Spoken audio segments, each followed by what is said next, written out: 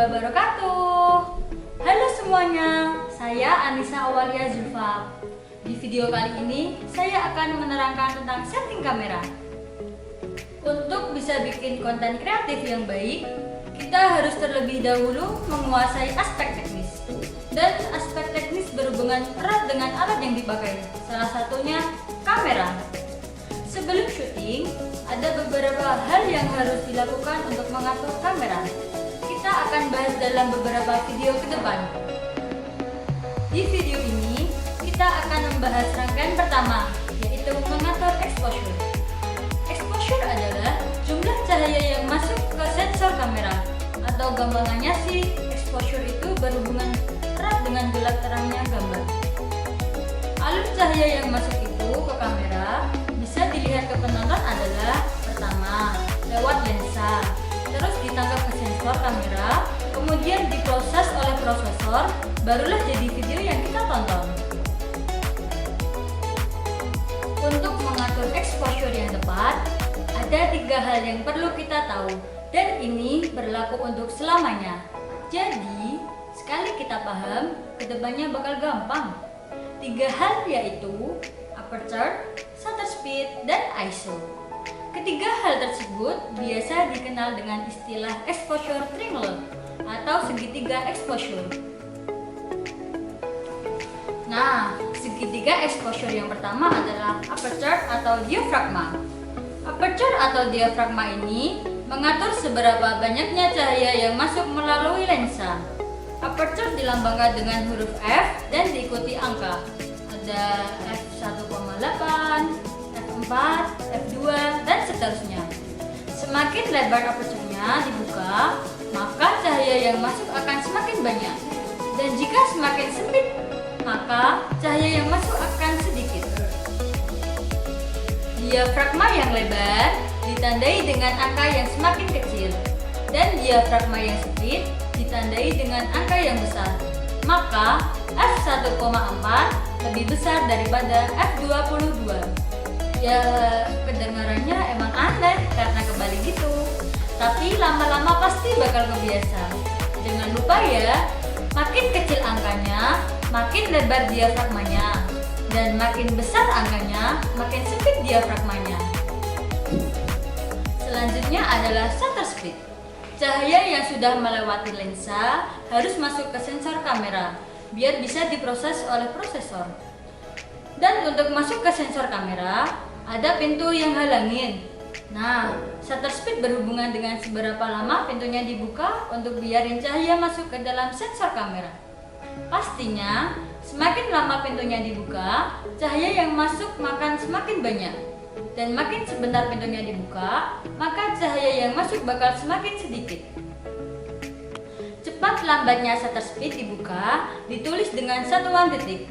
Ada 5 second, 1 second, 1/8 second, dan seterusnya. Shutter speed dan aperture sama-sama mengatur banyaknya cahaya yang masuk ke dalam sensor kamera. Oleh karena itu, kita harusnya imbangin antara 2 hal ini biar dapat exposure yang tepat. Misalnya, kita berada di bawah cahaya matahari yang terang banget. Gak mungkin kan kita buka diafragma lebar banget dan pintu shutter speednya kita buka lama-lama. Yang ada hasilnya malah kelebihan cahaya atau overexposure. Bahkan mungkin bisa keputih semua. Sebaliknya, jika kita berada di tempat yang gelap, juga gak mungkin kan kita buka diafragmanya cuma sedikit dan pintu shutter speednya cuma dibuka sebentar. Hasilnya mesti kekurangan cahaya atau underexposure. Hal selanjutnya di segitiga exposure adalah ISO. ISO adalah tingkat sensitivitas atau kepekaan kamera terhadap cahaya. Makin besar angka ISO-nya, maka kepekaan makin tinggi. Dan makin kecil kepekaannya, maka makin rendah. Atau gampangannya, makin besar angka ISO-nya, maka gambarnya bakal makin terang. Dan makin kecil angka ISO-nya, gambarnya bakal makin gelap. Untuk bisa nentuin aperture, shutter speed, dan ISO yang tepat, kita harus tahu kalau segitiga exposure ini bukan cuma berhubungan dengan gelap terang aja, Tapi ada efek-efek lain yang dihasilkan. Pertama, untuk aperture. Selain mengatur gelap terang cahaya, aperture juga bisa mengatur depth of field atau kedalaman ruang dari gambar yang direkam. Depth of field adalah area ketajaman di depan dan di belakang subjek yang menjadi fokus utama lensa. Saat kita mengubah diafragma yang dibuka, maka blur dan sharpness gambar akan ikut terpengaruh. Makin lebar diafragma dibuka, maka daerah yang tajam akan semakin sempit. Lebih simpelnya, bagian gambar yang bukan jadi fokus utama, misalnya background atau foreground, bakal jadi blur. Sedangkan makin sempit diafragma atau aperture-nya dibuka, maka daerah yang tajam akan semakin luas. Bisa-bisa semua gambar akan tajam dan tidak ada blur-blurnya.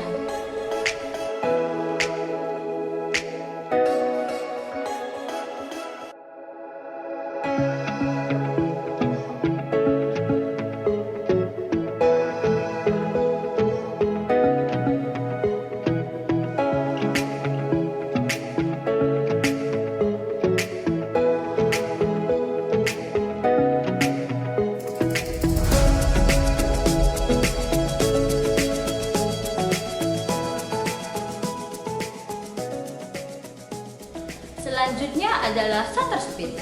Kalau di fotografi, shutter speed yang tinggi dipakai untuk potret objek yang geraknya cepat. Karena kalau pakai shutter speed yang rendah, objeknya akan terlalu banyak motion blur. Kalau di video sebenarnya agak mirip, sama-sama berhubungan dengan motion blur, tapi ada sedikit perbedaan di penerapannya. Di video, gak selalu objek yang gerakannya cepat pakai shutter speed yang tinggi, dan objek yang lambat pakai shutter speed yang rendah.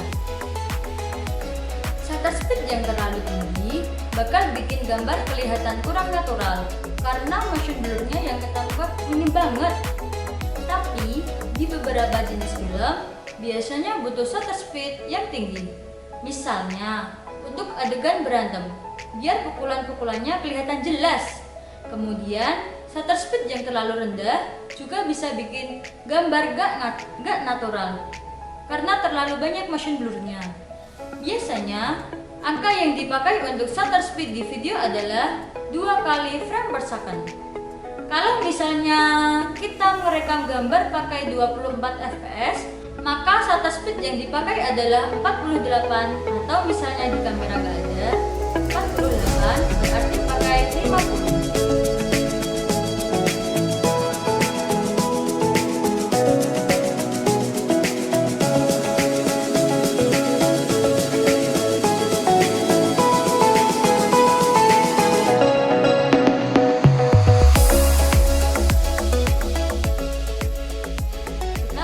ISO.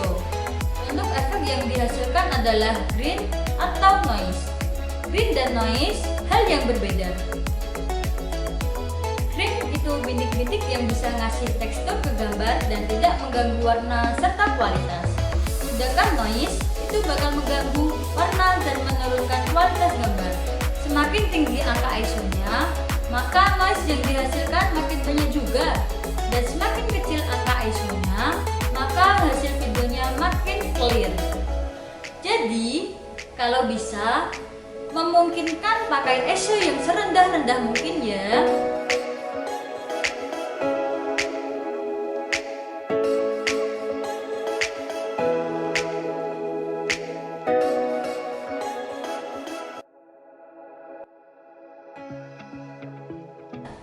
Nah, setelah tahu semuanya, sekarang makin bingung kan? Jika ada pertanyaan, Kak, kalau misalnya kita sudah mengatur segitiga exposure dengan sedemikian rupa, tapi hasilnya tetap gelap gimana ya? Nah, jawabannya pakai lampu. Terus kalau misalnya nggak ada lampu, ya cari lokasi lain yang cahayanya memadai. Pasti ada jalan di setiap permasalahan kita.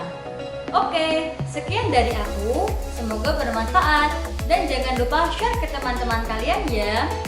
Terima kasih sudah menonton. Saya Anissa Awalia Zulfa.